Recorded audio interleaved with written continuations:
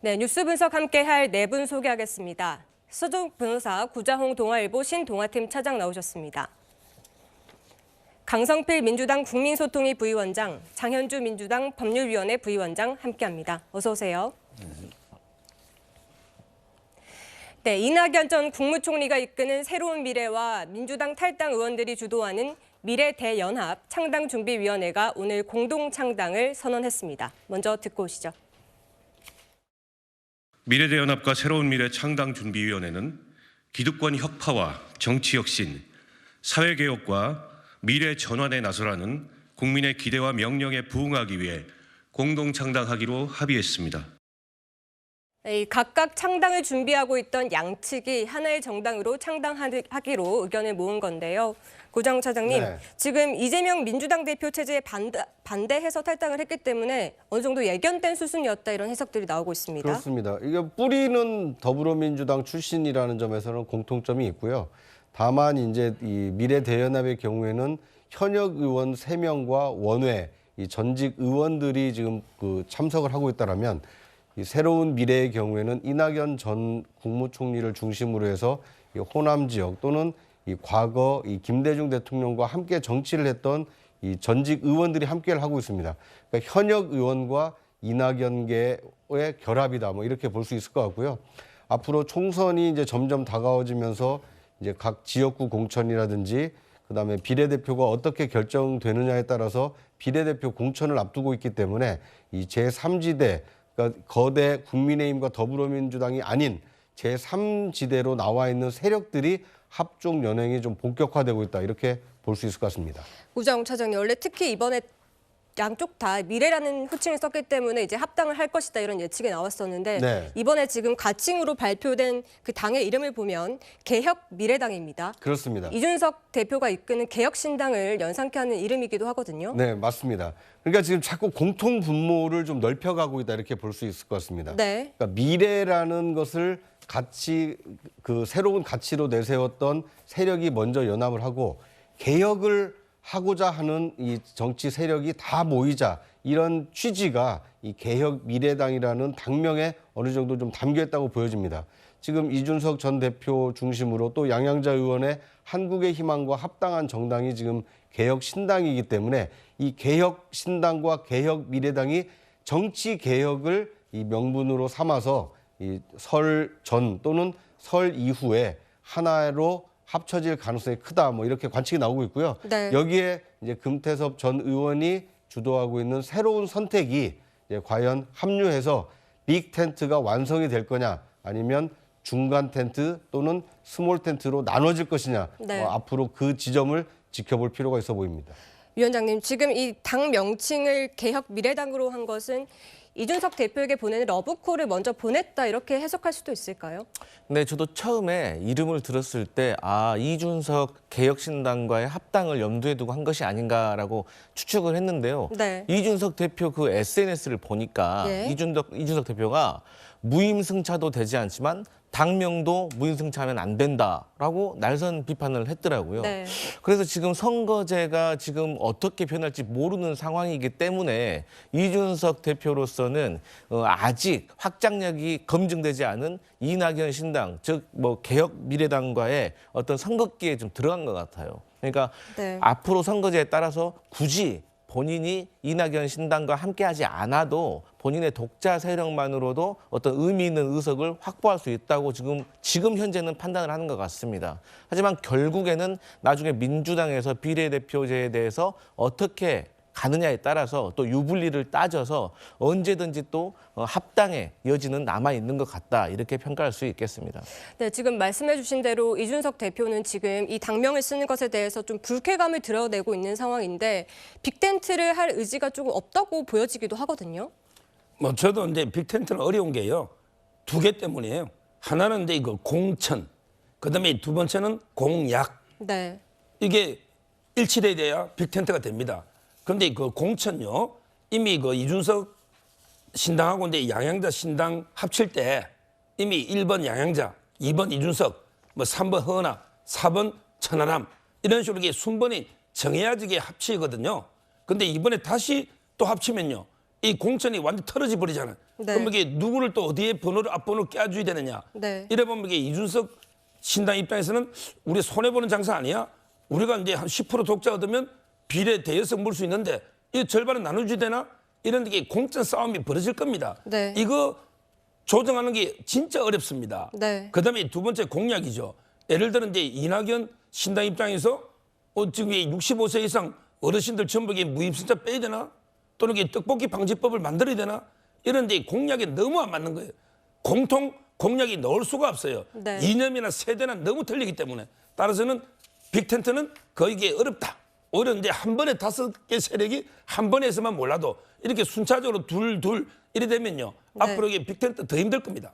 네, 장현지 변호사님. 그런데 사실 이 개혁미래당은 지금 현역 의원 3명을 보유하고 있지 않습니까? 그러다 보니 좀 더 우위에서 이 제안을 할 법도 한데 조금 몸을 낮추는 듯한 느낌도 있거든요. 여기에 대해서는 어떻게 보십니까? 사실 이낙연 전 대표가 민주당을 탈당하고 나서 이제 신당 창당의 움직임을 보여오면서요. 이제 이준석 대표에 대해서 어느 정도 구애를 하는 것이 아니냐라는 언론들의 분석이 있었던 것도 사실입니다. 사실 이준석 대표의 어떤 개혁 신당과에 함께 갈 수 있다라는 이제 구애 몸짓들은 있었지만 사실 이준석 대표 입장에서는 사실 어느 정도는 그 부분에 대해서 뭐 이낙연 전 대표만큼 적극적이지 않다라는 또 분석도 분명히 존재했던 것도 사실이거든요. 사실 그렇기 때문에 어느 정도 제3지대 내부에서는 주도권 다툼이 지금 치열하게 이루어지고 있다라고 봐야 될 것 같고 네. 그 주도권 다툼에서 이준석 대표가 아직까지는 어느 정도 주도권을 쥐고 가는 것이 아니겠느냐라는 이야기들이 나오는 지점이 바로 그것입니다. 네. 그렇기 때문에 전 개인적으로는 이낙연 전 대표가 어떤 제3지대에서 주도권을 갖지 못하고 이준석 대표에게 뭔가 끌려가는 모양새가 계속 유지된다라고 한다면 사실상 제3지대 내에서도 뭐 분열이라든지 또는 앞으로 나아가서 뭐 빅텐트 가능성이라든지 이런 부분은 점점 어려워질 수 있겠다라는 생각이 들거든요. 그렇기 때문에 일단 지금 상황은 뭔가 중텐트를 먼저 치고 그 다음에 빅텐트로 가는 가능성들을 열어놓는 이런 방식으로 제3지대가 결집을 하는 것을 보이기는 하는데 일단 중텐트까지는 어느 정도 성공했다라고 하더라도 과연 빅텐트가 될 수 있을지의 여부는 저는 가능성 측면에서는 별로 높지는 않은 것 같다 이렇게 생각이 듭니다. 네, 지금 이 이낙연 전 대표와 계속해서 이준석 대표 쪽으로 이렇게 구애를 보이는 그런 모습들이 지금 여론조사를 보면 제3지대에서 이준석 신당이 지금 가장 지지율이 높거든요. 네. 그런 여론의 상황을 좀 고려했다라고 볼 수 있을까요? 그렇습니다. 아무래도 국민 여론의 이 향배가 이 빅텐트 성공 여부에 굉장히 중요한 그 분수령이 될 것 같습니다. 지금까지 나타난 여론조사만 놓고 보면 이제 지지할 의향이 있다라고 하는 이 제3지대 신당은 이제 이준석 신당이 20% 정도로 가장 앞서 있거든요. 네. 뭐 앞서 있긴 합니다만 이낙연 신당도 이제 16%로 오차 범위 내에 있기 때문에 네. 앞으로 이 여론의 어떤 향배가 어느 한쪽으로 쏠림이 나타난다면 그 쏠림을 더 많은 지지를 받는 사람 중심으로 빅텐트가 쳐지겠지만 만약 이렇게 비등비등한 상태로 유지가 된다라면 네. 뭐 어느 원톱이 아니라 이 집단 지도 체제를 구성하는 것으로 이 빅텐트를 만들 가능성도 좀 있어 보입니다. 앞으로 이제 그 국민의힘이나 더불어민주당이 아직 본격적으로 공천을 안 했기 때문에 네. 현역이 탈락을 하고 그다음에 경선에서 탈락하는 현역들이 나오고 난 이후에 네. 이 사람들이 과연 몸담고 있는 정당을 탈당해서 제3지대로 옮기느냐 그렇지 않느냐도 제3지대의 어떤 성공 가능성 그리고 빅텐트 성공 여부를 좌우할 수 있기 때문에 양당의 공천 결과를 좀 지켜볼 필요는 있어 보입니다. 네, 그러면 지금 양당이 설 연휴 전에 이제 공천을 마무리하겠다, 컷오프를 마무리하겠다 이런 얘기들이 나오고 있는데요, 서정훈 변호사님. 그러면 설 전에 이 제3지대가 연대할 가능성은 좀 적다고 봐야 되겠네요.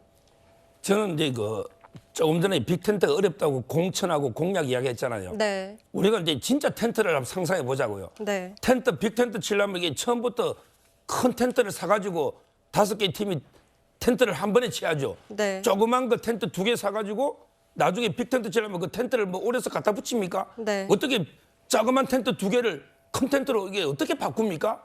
불가능하잖아요. 실제 텐트라고 상상해보자고요. 네. 이게 불가능하잖아요. 저는 아무리 봐도 결국 이제 낙성연대는 어렵다. 낙성연대라는 게 이낙연, 네. 이준석 이 연대가 어렵고 이미 그걸 알기 때문에 양양자 신당과 두 분이 합쳤고 그다음에 이번에 이낙연도 원칙과 상식 의원들과 합쳤잖아요. 아마 근데 이낙연 대표 입장에서는 빅텐트 치면요 이준석 대표한테 죽습니다. 결국은 이준석 밑으로 가는 거예요. 뭐 고문자리 해봤자 대권 꿈이 젊은 세대 미래로 갑니다. 네. 그럼 이제 이준석한테 가려지는 거예요. 네. 그런데 빅텐트 안 치고 독자 노선으로 이제 가면요.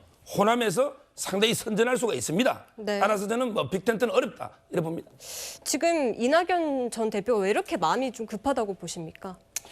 이제 이낙연 대표는 삼지대 전체적인 어떤 흐름을 보면 어찌됐든지 간에 각계 전투를 해서는 성장할 수 없다고 생각을 하는 것 같습니다. 네. 그러니까 쉽게 말해서 이준석의 보수와 이낙연의 어떤 진보 세력이 하나로 뭉쳐져서 몸집을 키워줘야지 국민으로부터 선택을 받는 거지, 만약에 각자 흩어져서 총선을 치른다면 의미 있는 의석을 얻을 수 없다고 생각하고 그러면 총선 이후에 다 흩어질 거라고 생각하는 것 같아요. 네. 근데 저도 실제로 그 판단이 옳다고 봅니다. 그렇기 때문에 저는 지금 이준석 대표라든지 뭐 양양자 여러 가지 어떤 신당의 주역들이 네. 빨리 하나로 모이는 게 중요합니다. 뭐 앞서서 서정욱 변호사님께서는 뭐 공약이 달라서 할 수가 없다고 했는데 저는 공천도 사실 별 의미가 없다고 생각하고 공약도 별 존재감이 없다고 생각하는 이유가 지금은 하나로 모여서 어떤 반윤 연대 그리고 네. 양당의 기득권 세력을 어떤 극복하고 나중에 그 22대 국회에서 캐스팅 보트를